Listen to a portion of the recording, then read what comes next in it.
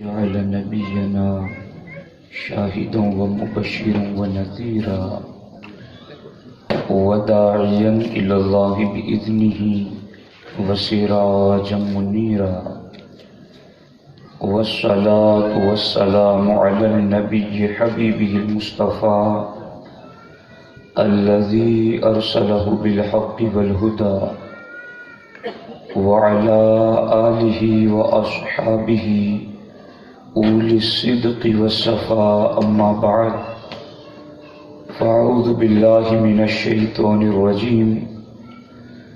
بسم الله الرحمن الرحيم. قال النبي صلى الله تعالى عليه وسلم: من أحب سنتي فقد أحبني ومن أحبني كان معي في الجنة. صدق رسوله النبي الأمين المختار الكريم الرؤوف الرحيم. لائق صد احترام حضرت مولانا سید عبدالحق صاحب قبلہ زید شرفہ، دیگر سادات کرام، علماء ذوی الاحترام، حاضرین و حاضرات محفل، السلام علیکم ورحمۃ اللہ وبرکاتہ۔ آئیے ہم اور آپ مل کر انتہائی احترام و عقیدت کے ساتھ اپنے اور ساری کائنات کے مرکز عقیدت آقائے دو جہاں حضور احمد مجتبی محمد مصطفیٰ ارواحنا فدا صلی اللہ تعالی علیہ وسلم کی بارگاہ میں اپنی غلامی کا ثبوت دیں، اور جس طریقے سے میں پڑھا ہوں میرے ساتھ مل کر بآواز بلند پڑھیں: الصلاۃ والسلام علیک یا رسول اللہ، الصلاۃ والسلام علیک یا حبیب اللہ، الصلاۃ والسلام علیک یا نبی اللہ، وعلی آلک واصحابک یا نور اللہ، صلی اللہ تعالی علیہ وسلم۔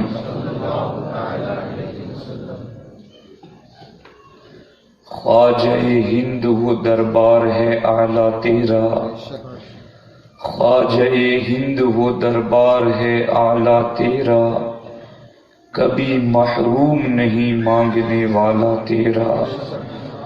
ہمارے دین کی حقانیت کے دونوں شاہد ہیں، ہمارے دین کی حقانیت کے دونوں شاہد ہیں، معین الدین اجمیری، محی الدین جیلانی، معین الدین اجمیری، محی الدین جیلانی۔ دوستان محترم، آج کی یہ پروقار محفل شیخ الاسلام والمسلمین، رئیس المحققین، امام المتکلمین، حضرت علامہ سید محمد مدنی اشرفی الجیلانی اطال اللہ عمرہ وادام اللہ فیوزہ علینا، ان کی ولادت کے موقع پر غلامان شیخ الاسلام کی طرف سے منعقد کی گئی ہے۔ حضور شیخ الاسلام والمسلمین ہمارے تعارف کے محتاج نہیں ہیں، ان کی بلند ذات، ان کی علمی تحقیقات، ان کے فتاوی اور ان کی رائے کی پختگی اور ان کے دلائل کی مضبوطی، عوام کو ہم کیا بتائیں، علماء جسے تسلیم کر رہے ہیں، اور ان کی تحقیقات یہ اہل سنت و جماعت کا ایک روشن باب ہے اور اہل سنت کی روشن تاریخ ہیں کہ حضور شیخ الاسلام والمسلمین نے اہل سنت و جماعت کی نہ صرف خدمت انجام دی بلکہ خدمت انجام دینے والوں کے لیے ایسی راہیں کھول دی کہ قیامت تک خدمت کرنے والے بآسانی دین کی خدمت کرتے رہیں گے۔ حضور شیخ الاسلام والمسلمین جہاں اہل سنت و جماعت کے افق پر چمکنے والے سورج کی طرح خطیب ہے، وہیں پر آپ کتابوں کے بہترین مصنف بھی ہیں، اور جہاں آپ مصنف ہے وہیں پر آپ ایک عظیم الشان شاعر اسلام بھی ہیں۔ جہاں آپ شاعر اسلام ہیں وہیں پر آپ شیخ طریقت بھی ہیں، اور اس عظیم خانوادے سے آپ کا تعلق ہے جو 1-2 صدیاں نہیں 700 سال سے وہ خانوادہ دین و سنیت کی خدمت انجام دے رہا ہے، اور صرف خدمت ہی نہیں انجام دے رہا بلکہ ہر دور میں اس خاندان نے اہل سنت و جماعت کے علماء کی قیادت کی ہے، اور ان کی رہنمائی میں باقی علماء نے دین و سنیت کی خدمت انجام دی۔ ہم غلامان مدنی خوش نصیب اور سعادت مند ہے کہ جو سلسلہ صدیوں سے جاری ہے علم و فیض کا، اللہ نے ہمیں اسی سلسلے سے وابستہ رکھا ہے اور ہم اسی سلسلے کے خوشاچی ہیں۔ اللہ رب العزت اس سلسلے کو دین دنی رات چوگنی ترقی عطا فرمائے، اور اللہ حضور شیخ الاسلام کی عمر میں خوب برکتیں عطا فرمائے، اور اللہ آپ کو صحت و سلامتی کے ساتھ عمر خضر بالخیر عطا فرمائے۔ دوستان محترم، آج کی یہ محفل ولادت شیخ الاسلام کے موقع پر سلطان الہند عطائے رسول سرکار غریب نواز رضی اللہ تعالی عنہ کی یاد میں بھی منعقد ہے، اور میں چاہتا ہوں کہ آج کی اس محفل میں ایک تفصیلی گفتگو آپ کے سامنے سیرت غریب نواز کے حوالے سے کر دوں تاکہ وہ ہمارے لیے ایک لائحہ عمل بنے اور ہم اسے سن کر کے عمل کی طرف مائل ہو سکیں۔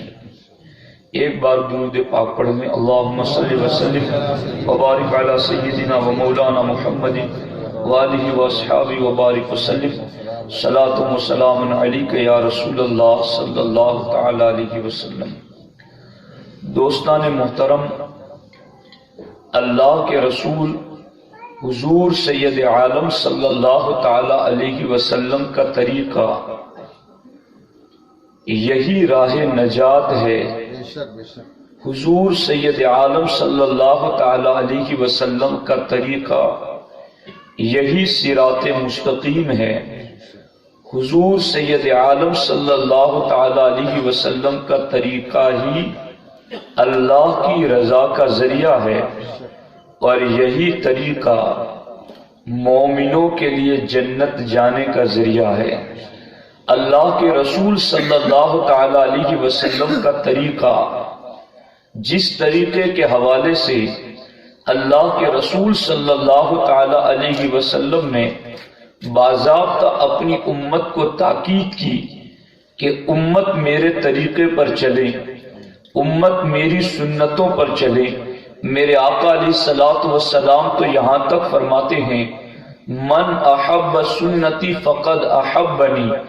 اللہ کے رسول صلی اللہ تعالی علیہ وسلم فرماتے ہیں جس نے میری سنت سے محبت کی اس نے مجھ سے محبت کی۔ ومن احبنی کان معی فی الجنہ، اور جس نے میری سنت سے پیار کر کے مجھ سے محبت کی وہ جنت میں میرے ساتھ رہے گا۔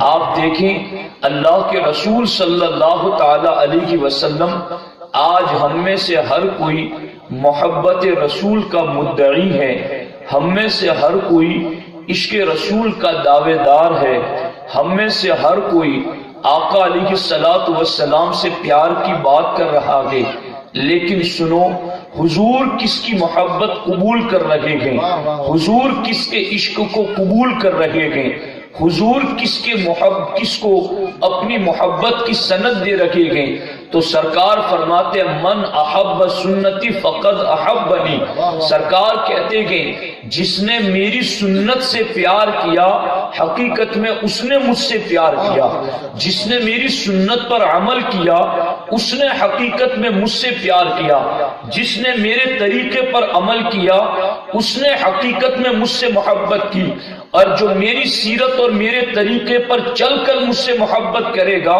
وہ مجھ سے دور نہ رکھے گا، کان معی فی الجنہ، وہ جنت میں میرے پڑوس میں رکھے گا، وہ جنت میں میرے ساتھ رکھے گا۔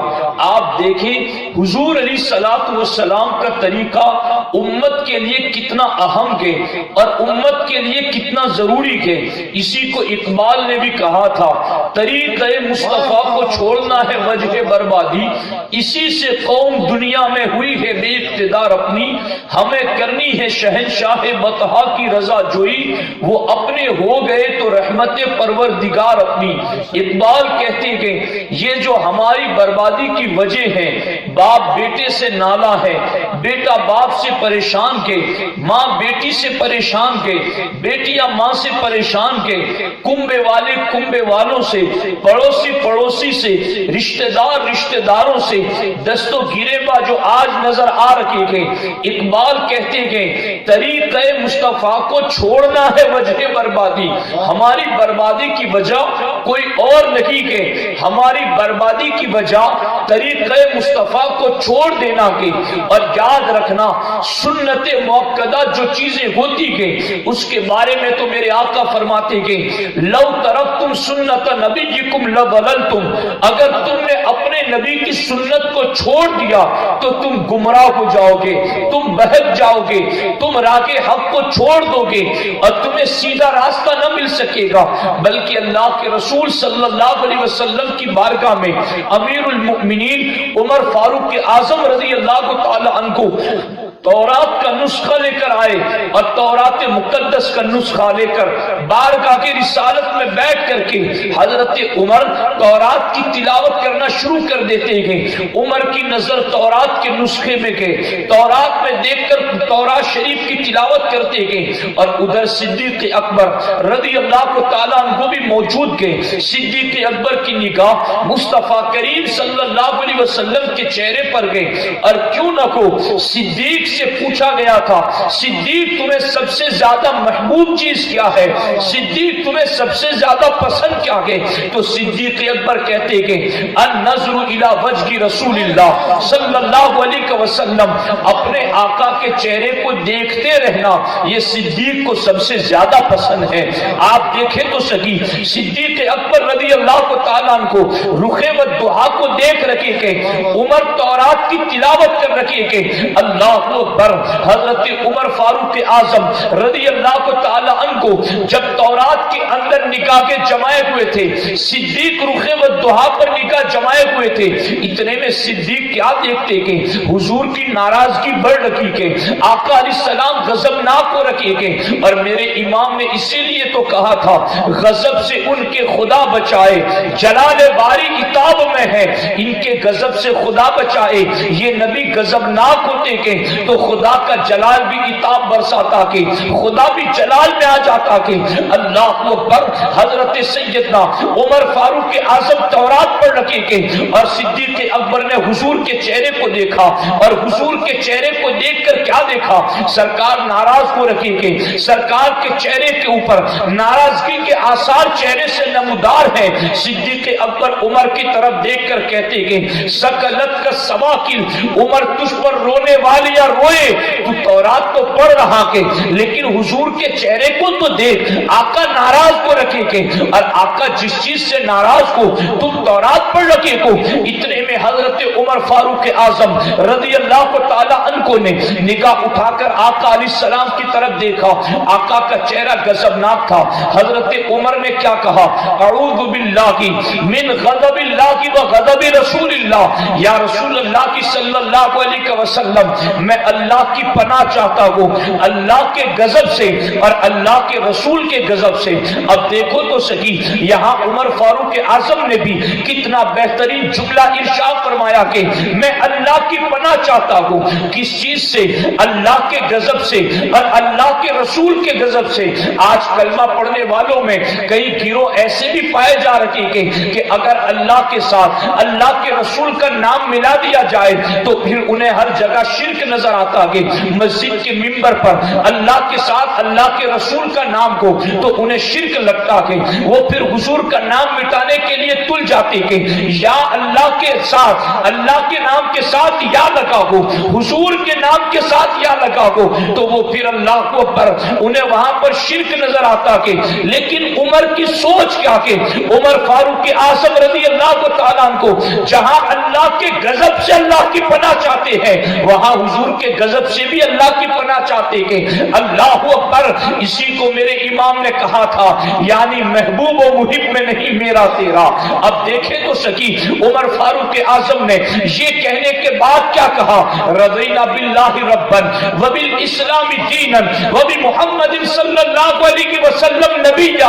آقا میں تورات تو پڑھ رہا ہوں لیکن میں تورات پر ایمان نہیں رکھتا، آقا میں تورات کے احکام پر عمل نہیں کرتا، میں تورات کا عقیدہ نہیں رکھتا، بلکہ آقا میں اللہ کے رب ہونے پر راضی ہوں، میں اسلام کے دین ہونے پر راضی ہوں، میں آپ کے نبی ہونے پر راضی ہوں۔ جب عمر نے یہ جملے کہے تو میرے آقا کیا ارشاد فرماتے کہ اللہ کے رسول صلی اللہ تعالی علیہ وسلم ارشاد فرماتے کہ لو بدأ لکم موسیٰ فاتبعتموہ وترکتمونی لضللتم عن سواء السبیل۔ اے عمر تم تورات پر رکھے کو جو تورات موسیٰ پر اتری کے، سنو سنو اگر اس وقت موسیٰ بھی آ جائے اور تم مجھے چھوڑ کر موسیٰ کی پیروی شروع کر دو تو بھی تم گمراہ ہو جاؤ گے، تو بھی تم راہ کے حق سے بہک جاؤ گے، اس لیے کہ میرا دین اگلے سارے دینوں کو جس دین نے منسوخ کر دیا ہے، میرے دین نے اگلی ساری شریعتوں کے احکام کو منسوخ کر دیا ہے۔ اب قیامت تک دین چلے گا تو صرف محمد عربی کا چلے گا، اب قیامت تک احکام چلے گے تو رب کے وحی احکام چلے گے جو حضور کے واسطے سے بندوں تک پہنچے گے۔ اللہ اکبر۔ اس کے بعد میرے آقا فرماتے کہ لو کان موسیٰ حیا وادرکنی واتبعنی، میرے آقا فرماتے کہ یہ تو موسیٰ ہوتے اور تم موسیٰ کی پیروی کرتے تو یہ معاملہ ہوتا، لیکن سنو عمر اگر اس وقت موسیٰ حیات ظاہری کے ساتھ دنیا میں زندہ ہوتے تو موسیٰ بھی میری پیروی کرتے، موسیٰ بھی میرے طریقے پر عمل کرتے۔ اب یہاں دیکھو تو صحیح حضور کا طریقہ کتنا اہم ہے، حضور علیہ السلام کے طریقے کی اہمیت کتنی زیادہ ہے۔ ایک طرف تورات پڑھی جا رہی ہے اور حضور ناراض ہو رکھے کہ اس لیے کہ آقا جانتے کہ کون سا حکم ایسا ہے جس کی خوبی تورات میں ہو اور میرے قرآن میں وہ خوبی نہ ہو، اس لیے اللہ اکبر سرکار نے تورات پڑھنے سے روک دیا کہ اس لیے کہ اب تورات پر عمل نہیں ہوگا، اب عمل صرف قرآن پر ہوگا، اب عمل صرف حضور کی سنت پر ہوگا۔ یہاں پہنچ کر کے میں صرف آپ کو اتنی بات کی وضاحت کرنا چاہتا ہوں آقا کا طریقہ کتنا بہترین طریقہ ہے، آقا کا طریقہ امت کے لیے کتنا ضروری طریقہ ہے کہ امت اس چیز کی طرف مائل کو آقا کتنے سخت لفظوں کے ساتھ اپنی امت کو تنبیہ کر رکھے گئے۔ اور اسی طریقے پر سلطان الہند عطا رسول سرکار غریب نواز رضی اللہ تعالیٰ عنہ نے اپنی زندگی کا ایک ایک لمحہ گزار دیا کہ آپ دلیل العارفین اٹھا کر کے دیکھیں۔ دلیل العارفین یہ وہ کتاب ہے جس کو خواجہ قطب الدین بختیار کاکی نے لکھا ہے، اور خواجہ قطب نے کیا لکھا ہے؟ جو کچھ غریب نواز محفل میں مریدوں کو واعظ و نصیحت کرتے تھے اسی کو خواجہ قطب لکھا کرتے تھے، اور اور اسی کو آگے چل کر کے دلیل العارفین نام کی کتاب کا نام دیا گیا کہ اس کتاب کے اندر خواجہ ہند کیا فرماتے کہ سلطان الہند کیا فرماتے کہ سرکار غریب نواز کہتے کہ روزانہ دو فرشتے آسمان سے زمین کی طرف اترتے کہ ایک فرشتہ خانہ کعبہ کی چھت پر اترتا کہ دوسرا فرشتہ گنبد خضرا کے قریب اترتا کہ جو فرشتہ خانہ کعبہ کی چھت پر اترتا کہ وہ روزانہ یہ اعلان کرتا کہ اے خدا کے بندو، اے جنوں انسانوں اور پریوں، تم سب کے سب یہ چیز سن لو، اگر تم نے اللہ کا فرض ادا نہیں کیا تو تم نے اللہ کا حق ادا نہیں کیا، اگر تم نے اللہ کے لازم کیے ہوئے فرائض پر عمل نہیں کیا تو گویا تم نے اپنے رب کا حق ادا نہیں کیا۔ کہ اب دیکھو تو سکی یہ غریب نواز کہہ رکھے کہ تم نے اللہ کا حق ادا نہیں کیا، اگر تم نے اللہ کا فرض چھوڑ دیا کہ آج ہماری پوزیشن کیا کہ فرض چھوٹ رہا کہ نماز بھی فرض کے، روزہ بھی فرض ہے، حج بھی فرض کے، زکوٰۃ بھی فرض ہے، والدین کی خدمت بھی فرض کے، اولاد کی دینی تربیت بھی لازم کے، پڑوسیوں کے حقوق بھی لازم کے، والدین کا احترام بھی لازم کے، یہ ساری چیزیں لازم کے، مگر آج لوگوں کی پوزیشن دیکھو، لوگ دین سے اتنے دور کو رکھے کہ فرض ادا کرنا تو دور کی بات کے، لوگوں کو فرض بھی پتہ نہیں کہ فرض کہا کسے جاتا کہ، اور ہم پر فرض کا مطلب کیا ہوتا کہ سلطان الہند عطا رسول سرکار غریب نواز رضی اللہ تعالیٰ عنہ کو ارشاد فرماتے کہ اگر اللہ کا فرض تم نے چھوڑ دیا تو تم نے اللہ کا حق ادا نہیں کیا۔ اور دوسرا فرشتہ جو گنبد خضرا کے قریب روزانہ اترتا ہے، سرکار غریب نواز رضی اللہ تعالیٰ عنہ کو ارشاد فرماتے ہیں، وہ بھی روزانہ یہ اعلان کرتا ہے، اے حضور کی امت، اے حضور کے غلاموں، اگر تم نے حضور کی سنت کو چھوڑ دیا تو تم قیامت کے دن شفاعت سے محروم کر دیے جاؤ گے۔ ہم تو اپنے نبی کو شفیع المذنبین مانتے ہیں، ہم اپنے نبی کو شافع یوم محشر مانتے ہیں، ہم اپنے نبی کو صاحب لواء الحمد مانتے ہیں، ہم اپنے نبی کو مالک کوثر مانتے ہیں، مگر خود سلطان الہند غریب نواز فرماتے ہیں اگر حضور کی سنت کو تم نے چھوڑ دیا تو روزانہ فرشتہ گنبد خضرا کے قریب سے اعلان کرتا ہے، پھر قیامت کے میدان میں شفاعت کی امید نہ رکھنا، تمہیں شفاعت سے ایڈوانس محروم کر دیا جائے گا، اس لیے کہ تم نے دنیا میں اپنے نبی کی سنت کو چھوڑ دیا تھا۔ اور یاد رکھو اس چیز کو، سنت رسول پر عمل کتنا ضروری ہے، طریقہ مصطفیٰ پر عمل کتنا ضروری ہے، سرکار غریب نواز رضی اللہ تعالیٰ نے اسی کتاب میں فرماتے ہیں، اور آج میں ساری باتیں اسی کتاب کے حوالے سے آپ کو بتاؤں گا۔ چونکہ محفل اگر غریب نواز کی ہے تو پھر بات بھی غریب نواز کی ہو، طریقہ بھی ان کا ہو۔ اللہ اکبر۔ سرکار غریب نواز رضی اللہ تعالیٰ عنہ کو ارشاد فرماتے ہیں، قیامت کے میدان میں جنت میں جانے سے پہلے 50 مقامات پر کھڑا رکھ کر کے اس بندے سے سوالات کیے جائیں گے۔ 50 مقامات۔ کوئی بڑی کمپنی میں جانا ہو تو 5 مرتبہ چیک کیا جاتا ہے، اور موبائل بھی رکھوا دیا، یہ چیز بھی نہیں چلے گی، آگے جاتے یہ چیز بھی نہیں چلے گی، آگے جاتے یہ بھی نہیں چلے گی، تو پھر جنت تو جنت ہے، اللہ کی رضا کا مظہر ہے۔ جنت تو سونے چاندی کی اینٹوں کو رکھ کر کے بنائی گئی ہے، اس میں جانے سے پہلے سلطان الہند کہتے ہیں 50 مقامات پر کھڑے رکھ کر کے سوال کیے جائیں گے۔ اب سنو آگے غریب نواز کیا فرماتے ہیں۔ فرماتے ہیں پہلا سوال قیامت کے میدان میں ایمان کے بارے میں ہوگا، اگر اس ایمان کے بارے میں بال برابر بھی کمی ہوگی تو اسے سیدھا جہنم میں ڈال دیا جائے گا۔ پھر اس سے کوئی سوال نہیں کیا جائے گا، ایمان میں کبھی برداشت نہیں کی جائے گا اور اسے سیدھا جہنم میں پھینک دیا جائے گا۔ ایک تابعی کہتے ہیں کہ میں نے 30 صحابہ سے ملاقات کی اور ہر صحابی رسول کو میں نے یہ کہتے ہوئے سنا، دعا کرو کہ ہمارا خاتمہ ایمان پر ہو جائے۔ یہ کن کی بات میں آپ کو سنا رہا ہوں؟ صحابہ کرام کی، جن کے بارے میں سرکار نے فرمایا لا تمس النار من رآنی ورآ من رآنی۔ سرکار فرماتے ہیں جنہوں نے ایمان کی حالت میں مجھے دیکھا اور ایمان پر گئے وہ جنتی ہیں، انہیں جہنم کی آگ چھوئے گی بھی نہیں۔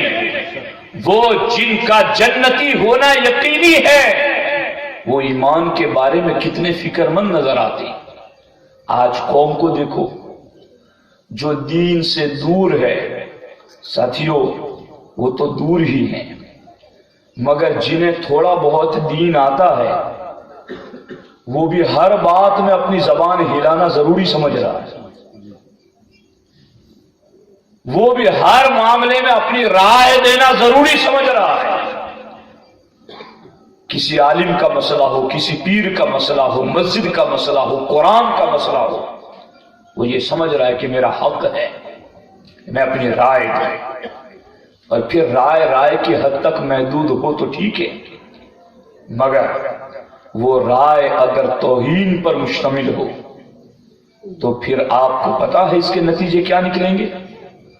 اس لیے یاد رکھو، بخاری شریف کی حدیث ہے، منافق ایمان کے بارے میں لاپرواہ رہتا ہے، اسے کوئی فکر نہیں رہتی، اور سرکار فرماتے مومن ایمان کے بارے میں ہمیشہ فکر مند رہتا ہے کہیں ایمان نہ نکل جائے۔ اس لیے ساتھیوں اس چیز کو نوٹ رکھ لو، ایمان کوئی وزنی چیز نہیں ہے ناپی اور تولی جانے والی، جسے آپ ماپیے سے یا پٹی سے تول کر ناپ کر کے دیکھیں کہ کتنا ہے کتنا نہیں ہے۔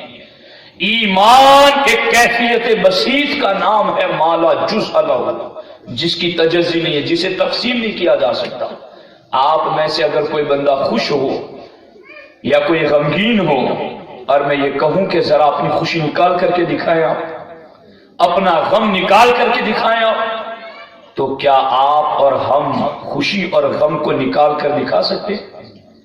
بس یہی ایمان کی حالت ہے، جسے وجود سے نکال کر آپ نہیں دکھا سکتے ہیں۔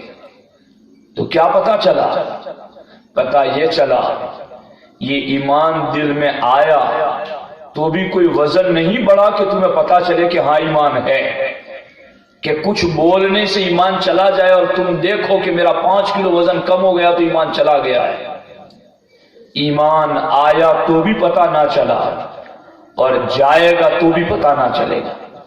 اب غریب نواز کا فرمان سنو، سرکار غریب نواز رضی اللہ تعالیٰ عنہ فرماتے ہیں قیامت کے دن سب سے پہلا سوال ایمان کے بارے میں کیا جائے گا، اور اس میں بال برابر بھی کمی رہی تو جہنم میں ڈال دیا جائے گا۔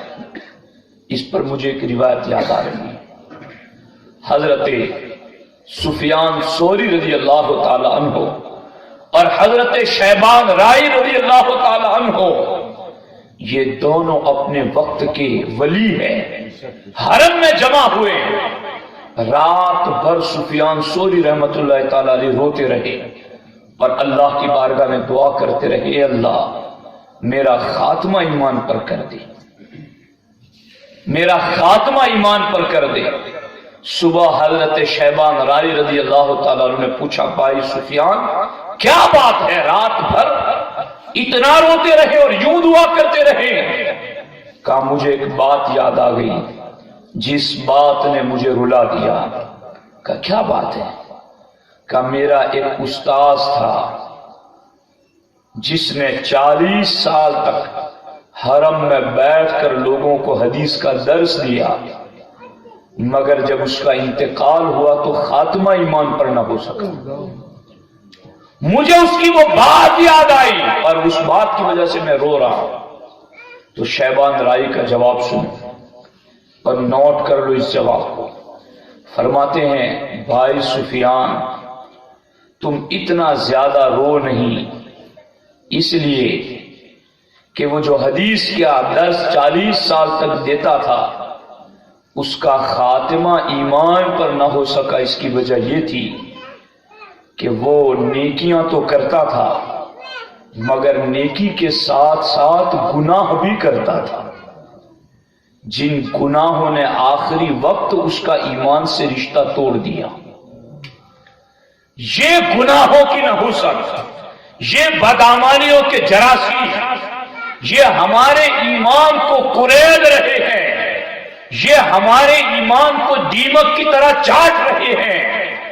یہ بدعمالیاں، یہ بدنگاہی، یہ زناکاری، یہ حرام کاریاں، یہ ایمان کو برباد کرنے والی چیزیں ہیں۔ شیبان رائی کہتے ہیں سفیان تم نیکی تو کرتے ہو مگر گناہ نہیں کرتے، تو پھر رب سے امید رکھو اللہ تمہارا خاتمہ ایمان ہی پر فرمائے گا۔ یہ ہے غریب نواز کی فکر کہ قیامت کے دن پہلا سوال ایمان کے بارے میں ہوگا، اس لیے سوچ لو کہاں بیٹھنا ہے کہاں نہیں بیٹھنا، کس کی کتاب پڑھنی ہے کس کی نہیں پڑھنی، کہاں بیٹوں بیٹیوں کے رشتے کرنے ہیں کہاں نہیں کرنے۔ یہ ساری چیزیں وہ ہے جس کا تعلق ایمان اور عقیدے سے ہے۔ اور غریب نواز کہتے ہیں اگر میدان قیامت میں اس کے بارے میں بار برابر بھی کمی رہی پھر نہ نماز پوچھی جائے گی نہ روزے پوچھے جائیں گے، پھر اسے سیدھا جہنم میں دھکیل دیا جائے گا۔ اس لیے اور میں تو اس پر بارہا کہتا ہوں، قرآن میں اس حوالے سے 10 آیتیں موجود ہیں، میں صرف ایک آیت بطور نمونہ آپ کے سامنے پڑھ دوں۔ اللہ نے قرآن میں فرمایا من عمل صالحا من ذکر او انثى وهو مؤمن فلنحيينه حیاتا طیبہ۔ کیا مطلب؟ مرد نیک عمل کریں اور عورت نیک عمل کریں، وَهُوَ مُؤْمِنٌ، اگر ان کے پاس ایمان ہے، فَلَنُحْيِيَنَّهُ حَيَاةً طَيِّبَةً، تو ہم اسے پاکیزہ زندگی عطا کریں گے۔ یعنی یہ مرد کا نیک عمل یا عورت کا نیک عمل اللہ نے شرط لگا دی وَهُوَ مُؤْمِنٌ، اگر ایمان ہے ان کے پاس تو آگے انہیں اچھی زندگی ملے گی۔ ہماری عوام بھی ہم سے کبھی کہتی ہے مولانا تمہاری گفتگو بھی اس وقت ختم نہیں ہوتی جب تک تم عقیدے پر بات نہیں کرتے۔ میں کہتا ہوں قرآن کی آیت ہی ختم نہیں ہوتی جب تک ایمان کی بات نہیں ہوتی۔ ہم کس کی فکر کی بات کریں، قرآن کی فکر بتائیں یا عوام کی فکر بتائیں؟ وَهُوَ مُؤْمِنٌ کی شرط قرآن میں جا بجا لگائی، اور آپ مجھے کوئی ایک آیت ایسی دکھا دیں جو قرآن میں رب نے کہا ہو کہ بغیر ایمان کے عمل قبول ہو جاتا ہے۔ اور میں تو قربان سلطان الہند کی عظمت پر، جنہوں نے بھی پہلی بات ذکر کی تو ایمان کی ذکر کی، اور کہہ کتنی بڑی بات کی بال برابر بھی کمی رہی تو سیدھا جہنم میں ڈال دیا جائے گا۔ اب تو لوگ اتنے بے باک ہو گئے ایمان کے بارے میں کہ کسی کو سمجھایا جائے تو وہ سامنے سے یہ کہتے ہیں کہ مولانا اس میں کیا ہے، یہ تو چلتا ہے، یہ تو کلچر ہے، یہ تو ہماری تہذیب ہے، یہ تو ہمارا معاشرہ ہے۔ تو عزیزو، اپنا معاشرہ، اپنا کلچر، یہ کوئی بھی طریقہ بتاتا ہے ہمیں، مگر حضور کی امتی ہونے کی حیثیت سے ہمیں اس کلچر اور طریقے پر عمل کرنا ہے جو ہمیں ہمارے نبی نے بتایا ہے۔ سرکار غریب نواز رضی اللہ تعالیٰ عنہ فرماتے دوسرا سوال میدان قیامت میں فرائض کے بارے میں ہوگا، نماز ادا کی تھی یا نہ کی تھی، روزہ رکھا تھا یا نہ رکھا تھا، حج ادا کیا تھا یا نہ کیا تھا، زکوٰۃ ادا کی تھی یا نہ کی تھی، اور اس کے علاوہ باقی فرائض کے بارے میں سوال کیا جائے گا۔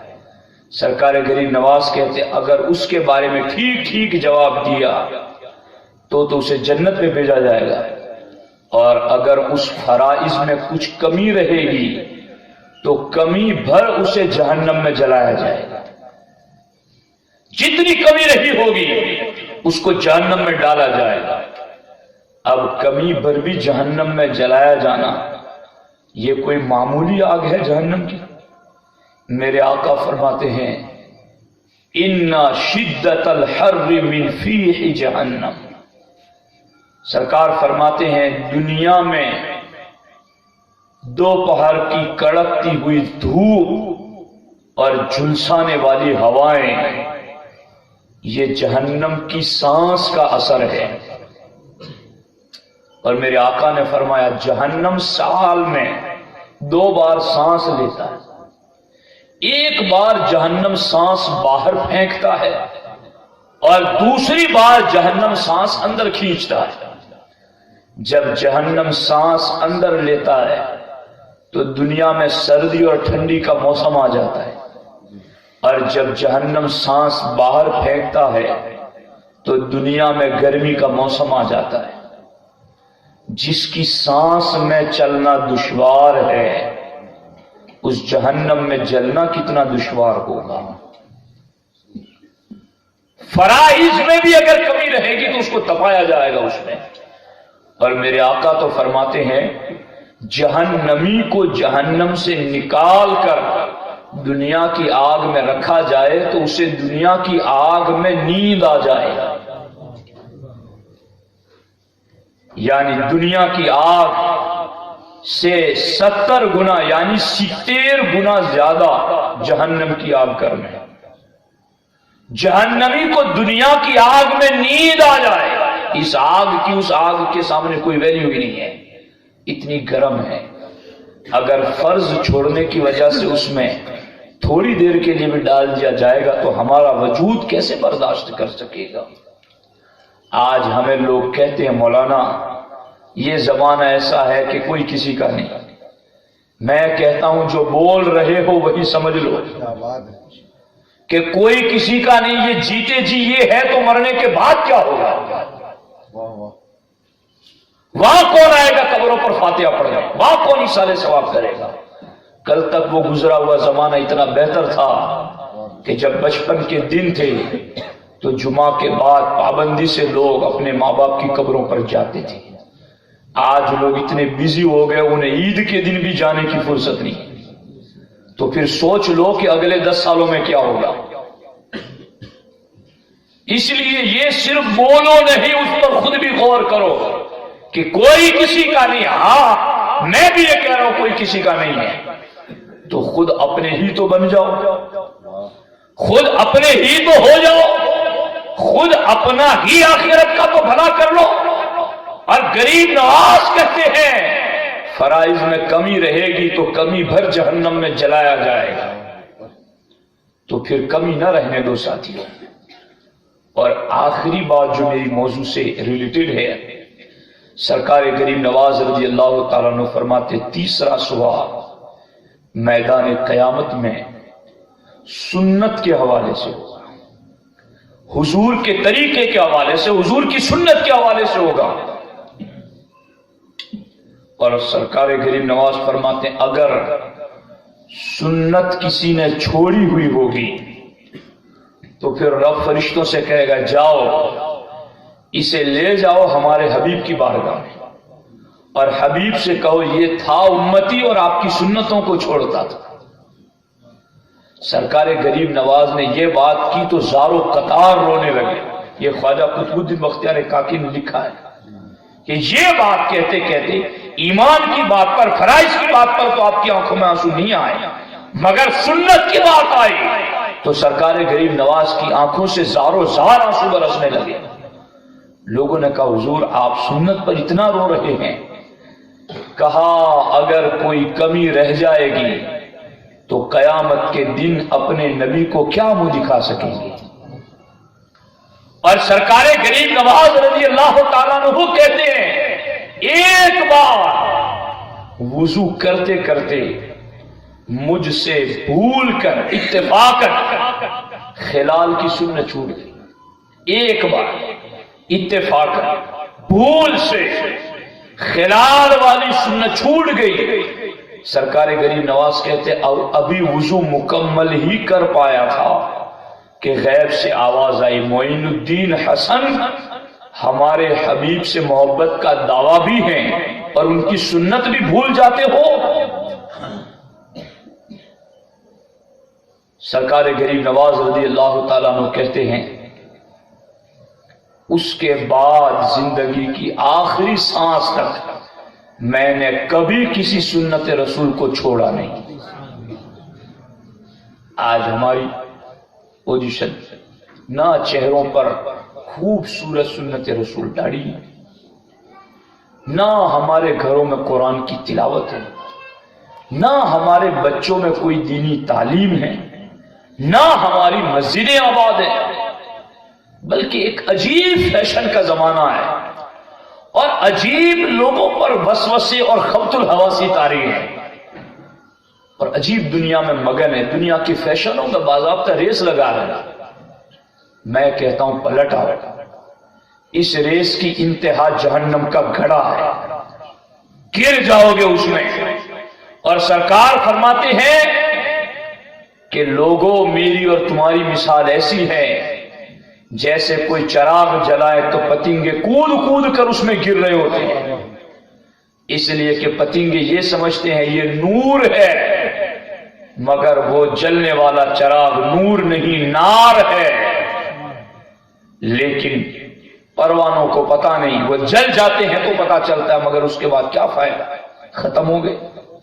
سرکار فرماتے ہیں بس انی آخذ بحجزکم، سرکار فرماتے ہیں میں بھی جہنم کے سرے پر کھڑا رہ کر کے تمہاری کمر پکڑ پکڑ کر کے تمہیں جہنم سے کھینچ رہا ہوں، مگر تم ہو کہ کود کود کر اس میں گر رہے اور تم اسے نور سمجھ رہے ہو۔ یہ نور نہیں، یہ نار ہے، نار، یہ روشنی نہیں، یہ جہنم کی آگ ہے۔ بچاؤ اپنی نوجوان نسل کو اس فیشن پرستی سے اور لاؤ انہیں سنت رسول کے طریقے پر، اس لیے کہ غریب نواز بھی اس چیز کو تو بتاتے بتاتے رو پڑے۔ اگر کمی رہ گئی سنت کی ادائیگی میں تو جواب حبیب علیہ الصلوۃ والسلام کو کیا دے سکیں گے؟ اور سرکار غریب نواز تو کہتے ہیں کہ فرشتہ روزانہ اعلان کرتا ہے کہ جس نے سنت کو چھوڑ دیا وہ شفاعت سے محروم ہو گیا۔ یہ فکر غریب نواز ہے، یہ تعلیمات غریب نواز ہے۔ اور عزیزو، اسی پر بات ختم نہیں ہوتی ہے۔ سرکار غریب نواز رضی اللہ تعالیٰ عنہ نے اپنی کتاب میں خود دو بزرگوں کے واقعے لکھے سنت کے حوالے سے۔ کیا فرماتے ہیں؟ سرکار غریب نواز لکھتے ہیں کہ حضرت فضیل بن عیاض رضی اللہ تعالیٰ عنہ جو سرکار غوث پاک کے سلسلے میں بھی اوپر کے بزرگ ہیں، وہ فضیل بن عیاض رضی اللہ تعالیٰ عنہ وہ بھی وضو کر رہے تھے، اور وضو کرتے کرتے چونکہ ہاتھوں کو چہرے کو 3 بار دھونا سنت ہے، مگر فضیل بن عیاض رضی اللہ تعالیٰ عنہ نے ہاتھوں کو صرف 2 مرتبہ دھویا اور نماز ادا کر لی۔ لیکن نماز ادا کر کے جب سوئے تو خواب میں آقا علیہ الصلوۃ والسلام کو دیکھا۔ سرکار کہنے لگے فضیل مجھے تعجب ہے تم پر، امتی میرے ہو اور میری سنت میں کمی کر دیتے ہو۔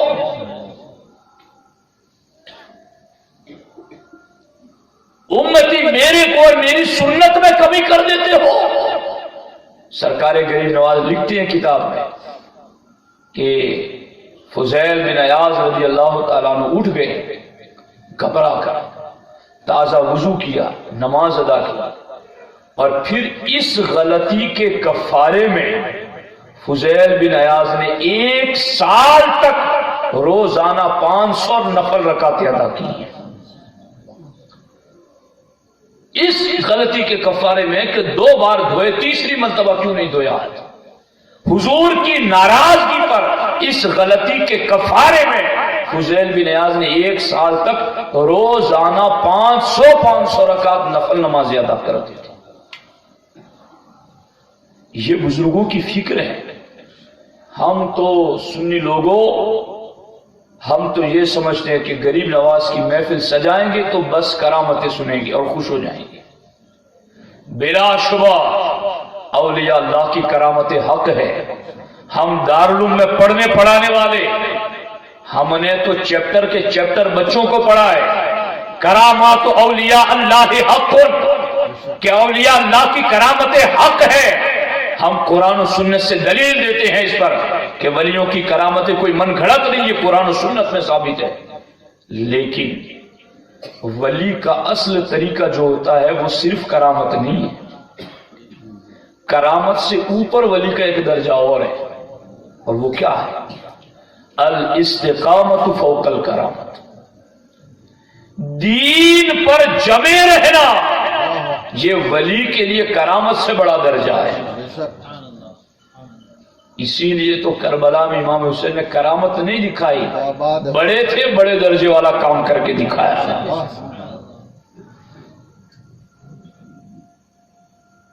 انکار نہیں کرامت کا، مگر زندگی کو نکھارنے کے لیے تو سیرت سامنے چاہیے. اپنی زندگی کو پر رونق کرنے کے لیے کوئی آئیڈیل سامنے چاہیے.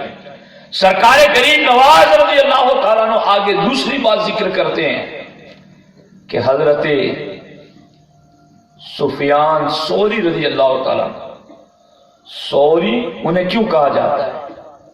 یہ ثور سے بنا ہے. ثور عربی لفظ ہے، اس کا معنی ہے بیل، جس سے ہم کھیتی میں کام لیتے ہیں، بیل.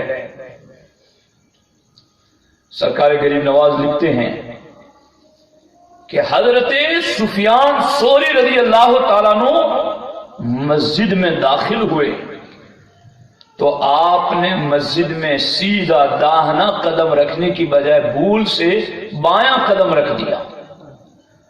تو غیب سے آواز آئی، یا ثور، اے بیل، اللہ کی بارگاہ میں آنے کا تمہیں ادب بھی پتہ نہیں کہ یہاں آیا کیسے جاتا ہے، یہاں قدم کون سا وجہ رکھا جاتا ہے. حضرت سفیان ثوری فرماتے ہیں میں نے اس غلطی کے کفارے میں 700 نفل رکعتیں ادا کی اور 700 رکعتیں پڑھ کے اپنے رب کی بارگاہ میں معافی مانگی کہ مجھ سے حضور کی یہ سنت بھول سے کیسے چھوٹ گئی. یہاں تو بھول کیا، جان بوجھ کر.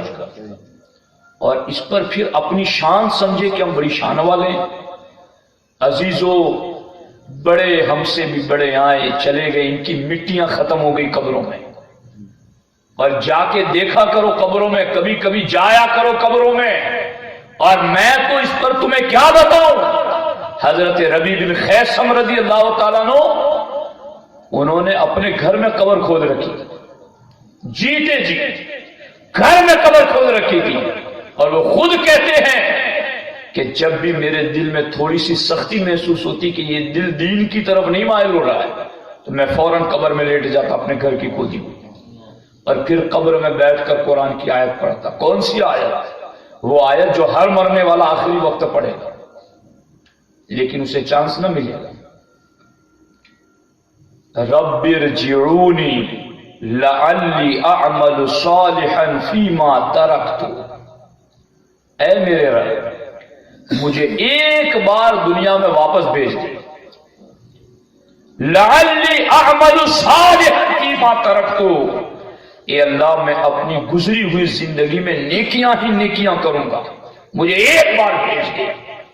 ربنا اخرنا الى اجل قریب نجب دعوتک ونتبع الرسل. بندہ کہے گا اے ہمارے رب اخرنا الى اجل قریب، تھوڑی دیر کے لیے میری موت کو لیٹ کر دے. کیا کریں گے آپ تھوڑی دیر میں؟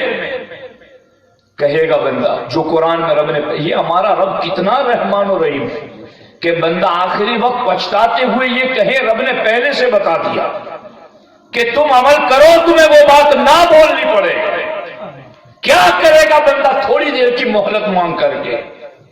بندہ کہے گا نجب دعوتک، اے اللہ تھوڑی دیر کے لیے موت لیٹ کر دے، میں تیرے ہر حکم پر لبیک کہوں گا، نجب دعوتک، تیرے ہر حکم پر لبیک کہوں گا، ونتبع الرسل، اور میں تیرے رسولوں کی فرما برداری کروں گا۔ مگر اس وقت پتا ہے ادھر رب کی بارگاہ سے جواب کیا آئے گا؟ رب نے ساتھ میں ہی بتا دیا۔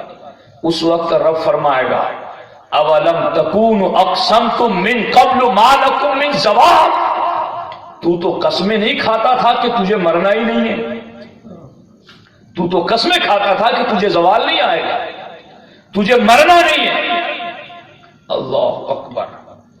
ایک اللہ کے ولی ہمارے جیسی بستی میں ہی آئے اور رو رہے تھے بازار میں لوگوں کو دیکھ کر۔ لوگوں نے کہا بابا کیوں رو رہے ہو؟ کہا آج میں انہیں کہہ رہا ہوں کہ اللہ سے صلح کر لو تو یہ مان نہیں رہے، آج میں انہیں کہہ رہا ہوں کہ اللہ سے صلح کر لو تو یہ مان نہیں رہے۔ تو وہ بندہ انہیں پکڑ کر قبرستان میں لے گیا کہ حضرت اب یہ نہیں مانیں گے، آپ کیوں رو رہے ہیں؟ باہر چلے جائیں بستی سے باہر۔ قبرستان میں گئے، دوسرے دن اسی بندے نے قبرستان میں دیکھا کہ وہ قبرستان میں رو رہے ہیں۔ کہا اب یہاں کیوں رو رہے ہیں؟ کہا آج قبر والے کہتے ہیں ہماری صلح کرا دو اللہ سے، مگر آج اللہ نہیں مان رہا ہے۔ یہ باتیں تمہیں کوئی نہیں بتائے گا، اور ہم بھی رہیں نہ رہیں، مر گئے جیے کوئی پتہ نہیں ہے۔ اور میں تو اتنی بات پر یقین رکھتا ہوں ساتھیوں، زندگی بدلنے کے لیے کوئی گھنٹوں گھنٹوں کی تقریریں ضروری نہیں ہے، ایک بات پکڑ لو زندگی کامیاب ہو جائے۔ کل قبر میں لیٹے لیٹے کہو گے ہماری صلح ہو جائے ہمارے رب سے، ہماری صلح ہو جائے ہمارے رب سے، ہماری صلح ہو جائے ہمارے رب سے۔ اس وقت رب نہیں مانے گا۔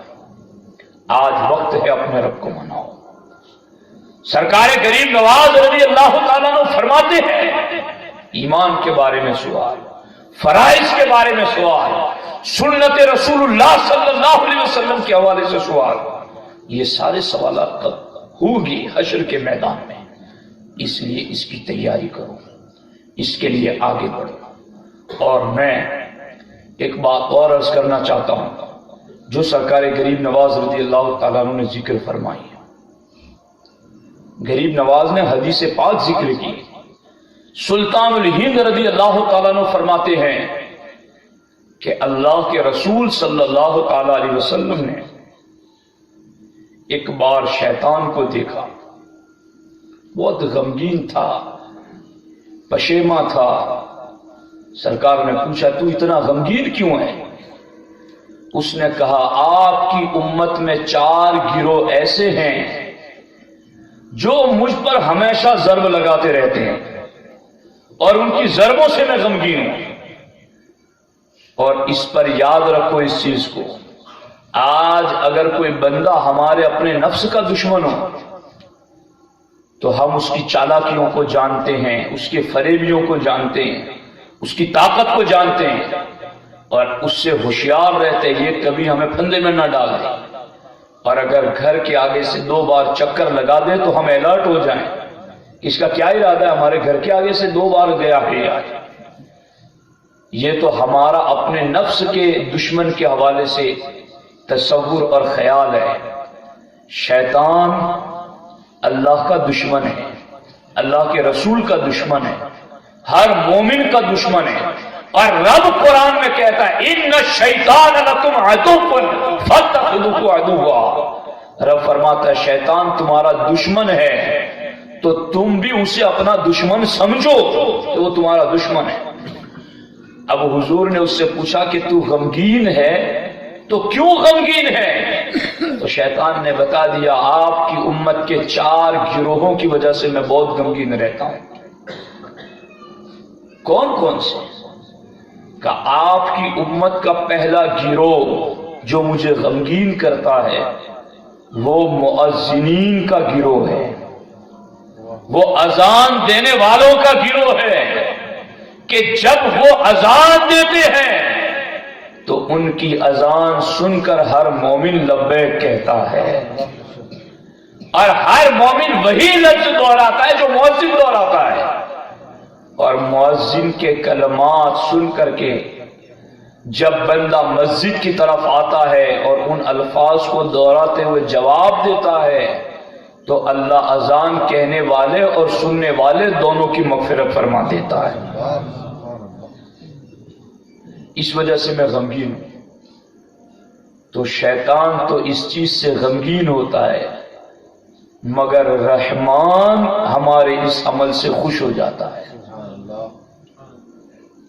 اور اس پر میں ایک حدیث پاک آپ کو سناؤں۔ قیامت کے دن سرکار فرماتے ہیں میری امت جب قبروں سے اٹھے گی تو امت کے نیک لوگ اٹھیں گے تو 3 قسموں میں اٹھیں گے، 3 طرح کے ہوں گے۔ فرماتے ہیں میرے آقا پہلا گروہ میری امت کے نیکوں کا جب قبروں سے اٹھے گا تو ان کے چہروں پر ستاروں جیسا نور چمک رہا ہوگا۔ فرشتے پوچھیں گے ان کے قریب آ کر تمہارا کیا عمل تھا جس عمل کی برکت سے یہ ستاروں جیسا نور تمہارے چہروں پر چمک رہا ہے؟ اس وقت وہ کہیں گے ہمارا عمل یہ تھا کہ مسجد میں جب اذان ہو جاتی تو اذان سنتے ہی ہم کاروبار بند کر دیتے، دکان بند کر دیتے اور پھر ہم نماز کی تیاری میں لگ جاتے۔ ان کے چہروں پر ستاروں جیسا نور۔ اب اگر ہم میں سے بھی کوئی ایسا ہے جو کاروبار میں، دھندے میں، تجارت میں، کھیتی باڑی میں لگا ہے اور اذان ہو اور وہ بند کر کے مسجد کی طرف آ جائے تو انشاءاللہ میرا رب اس کے چہرے پر بھی ستاروں والا نور عطا فرمائے گا۔ عمل کرو اس پر۔ سرکار فرماتے دوسرا گروہ میری امت کا جو قبروں سے اٹھے گا ان کے چہروں پر 14ویں رات کے چاند کی طرح نور برس رہا ہوگا۔ فرشتے ان سے بھی پوچھیں گے آپ نے کیا عمل کیا تھا؟ وہ فرشتوں سے کہیں گے ہمارا عمل یہ تھا کہ ہم مسجد میں اذان ہونے سے پہلے ہی وضو کر کے اذان کا انتظار کرتے تھے اور اذان ہوتی تو چل پڑتے مسجد کی طرف۔ تیسرا گروہ جو حشر کے دن اٹھے گا سرکار فرماتے ان کے چہروں پر اللہ سورج کی طرح نور عطا فرمائے گا اور ان سے پوچھا جائے گا کہ تمہارا عمل کیا تھا؟ کہا ہم اذان ہونے سے پہلے باوضو مسجد میں بیٹھ کر اذان کا انتظار کرتے ہیں۔ تو یہ ہے مؤذنین، اذان دینے والے اور ان کی آواز پر لبیک کہنے والے مومن، جو اللہ و رسول اور مومنین کے دشمن شیطان پر ضرب لگاتے ہیں اور اپنے رب کو راضی کرتے ہیں۔ دوسرا گروہ فرماتے ہیں دوسرا گروہ وہ ہے جو جہاد میں نکلتے ہیں، جن کے گھوڑوں کی سموں سے آواز پیدا ہوتی ہے اور وہ جب تکبیر کی صدا لگاتے ہیں تو اللہ ان مجاہدین کے ساتھ ان کے گھر والوں کی بھی مغفرت فرما دیتا ہے۔ اور تیسرا گروہ سرکار غریب نواز لکھتے ہیں حضور فرماتے تیسرا گروہ جو شیطان کو غمگین کرتا ہے یہ وہ گروہ ہے جو ہر حال میں رزق حلال کی پابندی کرتا ہے۔ اس پر صرف ایک حدیث پاک بات، وقت بھی بڑھ رہا ہے اور مجھے اس کا احساس ہے۔ دیکھو یہ بڑی اہم چیز ہے رزق حلال۔ رزق حلال کھانے والا دکان پر کھیتی باڑی کوئی بھی کام کرے وہ دنیا داری نہیں، وہ جنت کی تیاری کر رہا ہے۔ وہ دکان پر بیٹھ کر کے بھی حلال کماتا ہے تو وہ ثواب پا رہا ہے، وہ عبادت کر رہا ہے رب کی۔ میرے آقا فرماتے ہیں المعدۃ حوض البطن والعروق الیہا واردۃ۔ سرکار فرماتے ہیں انسانی جسم کا حوض پیٹ ہے، والعروق الیہا واردۃ، اور پورے جسم کی رگیں پائپوں کی طرح اسی پیٹ سے غذا حاصل کر رہی ہیں۔ اب اس کو یوں سمجھو، اگر حوض میں پانی گندا ہو اور نل کھولیں آپ تو پانی پاک آئے گا یا گندا آئے گا؟ کیا خیال آپ کا؟ سو تو نہیں گئی؟ حوض کا پانی اگر نجس اور ناپاک ہے، نل کھولیں گے آپ اگل بگل کے تو پانی کیسا آئے گا؟ ناپاک ہی آئے گا۔ اور اگر حوض کا پانی پاک ہے تو نل کسی بھی سائز کا آپ کھول دے پانی پاک ہی آئے گا۔ ہمارے نبی فرماتے ان صحت، پیٹ انسانی جسم کا حوض ہے، پورے جسم میں پانی یہیں سے پہنچتا ہے، آنکھوں کو طاقت، کانوں کو طاقت، زبان کو طاقت، دماغ کو طاقت، ہاتھ پاؤں کو طاقت، یہ پیٹ ہی سے تو ہو کے پہنچتی ہے۔ سرکار فرماتے ہیں اس حوض میں اگر تم پاک ڈالو گے تو تمہاری سوچ بھی پاکیزہ بنے گی، تمہاری زبان پر کلمات بھی پاکیزہ جاری ہوں گے، تمہاری نگاہ بھی پاکیزہ دیکھے گی، تمہارے قدم بھی پاکیزگی کی طرف چلیں گے۔ لیکن اگر اسی حوض میں اگر ہم نے گندگی ڈال دی اور حرام لقموں کی نجاست ڈال دی تو پھر اس ذہن میں بھی خبیث سوچ آئے گا، پھر یہ زبان بھی گالیاں بکے گی، پھر یہ کان بھی گناہ سنیں گے، پھر یہ آنکھیں بھی حرام دیکھے گی۔ لیکن مومنوں سے تو کہا گیا رزق حلال کی تم پابندی کرو گے تو شیطان غمگین ہوگا، رحمان راضی ہوگا۔ اور چوتھی چیز سرکار کریم نواز فرماتے ہیں، اور یہ آخری چیز پر مجھے لمبی گفتگو نہیں کرنی، سرکار کریم نواز رضی اللہ تعالیٰ عنہ لکھتے ہیں کہ چوتھی چیز ہے وہ مسلمان جو فجر کی نماز پڑھنے کے بعد ذکر و اذکار میں بیٹھا رہے یہاں تک کہ سورج نکل جائے اور 20 منٹ کے بعد نماز اشراق پڑھ کے گھر آئیں، تو ایسا بندہ وہ ہے جو شیطان کو غمگین کرتا ہے، اپنے رب کو راضی کرتا ہے۔ اور شیطان نے اب اگلی ایک بات کہا اے اللہ کے نبی، جب میں جنت میں تھا اور میں لوح محفوظ کو پڑھتا تھا اپنی آنکھوں سے تو میں نے لوح محفوظ میں یہ پڑھا تھا کہ جو مسلمان فجر کی نماز کے بعد اشراق پڑھ کر کے اٹھے اللہ اس کے ساتھ ساتھ اس کے خاندان والوں میں سے 70,000 لوگوں کی مغفرت فرماتے ہیں۔ سبحان اللہ، یہ کتنی بڑی بات ہے۔ اس لیے جو نمازی ہیں وہ کبھی کبھی یوں اشراق بھی پڑھ لیں، اور جو نہیں نمازی وہ نمازی بننے کی کوشش کریں، دین پر عمل کریں اور نمازوں کی پابندی کریں، ایمان کے بارے میں سوچ و فکر رکھیں، فرائض کی ادائیگی کریں، حقوق اللہ اور حقوق العباد کی ادائیگی کریں، اور اس سلسلے میں متنبع رہیں اور ہوش کے ساتھ مومنانہ زندگی گزارنے کی کوشش کریں۔